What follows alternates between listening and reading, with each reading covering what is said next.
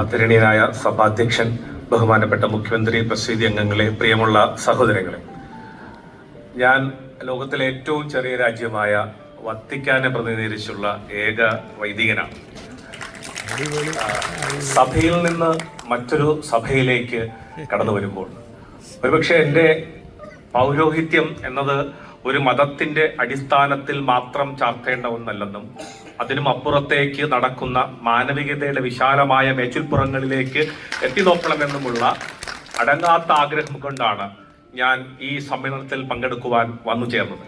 പ്രത്യേകിച്ച് ഫ്രാൻസിസ് പാപ്പ പറയാറുണ്ട്, ആഗോളവൽക്കരണം ഉണ്ടാക്കിയിരിക്കുന്ന സാമ്പത്തികമായ വിടവുകൾ നികത്തുവാൻ സ്നേഹത്തിന്റെയും സാഹോദര്യത്തിന്റെയും ഒരു കൂട്ടായ്മകളാക്കി ആഗോളവൽക്കരണത്തെ മാറ്റുവാൻ നമുക്ക് സാധിക്കണം.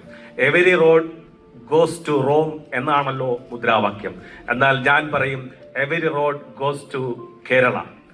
ലോകത്തിന്റെ എല്ലാ മേഖലകളിലേക്കും എത്തിപ്പെടുവാൻ നമ്മുടെ ഈ ലോക കേരള സഭാ സമ്മേളനത്തിലൂടെ നമുക്ക് സാധിക്കുന്നുണ്ട്. 3 പ്രപ്പോസൽസുകൾ മാത്രം ഞാൻ ഇറ്റലിയെ പ്രതിനിധീകരിച്ച് പങ്കുവയ്ക്കുന്നു. 10,000-കണക്കിന് ഡൊമസ്റ്റിക് വർക്കേഴ്സ് ഇറ്റലിയിൽ വിസയില്ലാതെ കഴിയുകയാണ്. 8-10 വർഷം വരെ തിരിച്ച് അവിടെ താമസിച്ചിട്ട് നാട്ടിലേക്ക് പോകുവാൻ സാധിക്കാത്ത സാഹചര്യമാണ്. അപ്പോൾ അവർ ഇത് പരിഹരിക്കുവാൻ രാജ്യങ്ങൾ തമ്മിലുള്ള ഒരു ബിലാറ്ററൽ ലേബർ പോളിസി അഗ്രിമെന്റ് ഉണ്ടാക്കേണ്ടതുണ്ട്. അതുപോലെ തന്നെ 20 വർഷത്തിലധികം ഇറ്റലിയിൽ ജോലി ചെയ്യുന്നവർക്ക് റിട്ടയർമെന്റ് ആകുമ്പോൾ അതിന്റെ പെൻഷൻ സ്കീം ലഭിക്കുന്നില്ല. അവർ ഇറ്റലിയിൽ താമസിച്ചാൽ മാത്രമേ അത് ലഭിക്കുകയുള്ളൂ. അപ്പൊ അതിനൊരു പരിഹാരം നമ്മൾ കാണേണ്ടതുണ്ട്. അതുപോലെ തന്നെ ഒത്തിരി സ്റ്റുഡൻസ് ഇറ്റലിയിൽ വന്ന് പഠിക്കാൻ ആഗ്രഹിക്കുന്നുണ്ട്. പൂർണ്ണമായിട്ടും വിദ്യാഭ്യാസം സൗജന്യമാണ്. എന്നാൽ ഇറ്റാലിയൻ എംബസി പലപ്പോഴും ബഹുഭൂരിപക്ഷം കുട്ടികൾക്ക് വിസ നിഷേധിക്കുന്നു. അപ്പോൾ ഇതിനുള്ളൊരു പരിഹാരം, ഒരു എഗ്രിമെന്റ് വിത്ത് എംബസി നമുക്ക് സാധിക്കുമോ എന്ന് നോക്കാം.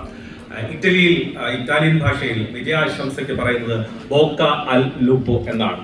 അതായത് നിങ്ങൾക്ക് എല്ലാവർക്കും, കേരള സഭയുടെ എല്ലാ അംഗങ്ങൾക്കും എൻ്റെ വിജയ ആശംസകൾ നേരുന്നു. ക്രേപ്പി അൽ ലൂപ്പോ. Thank U.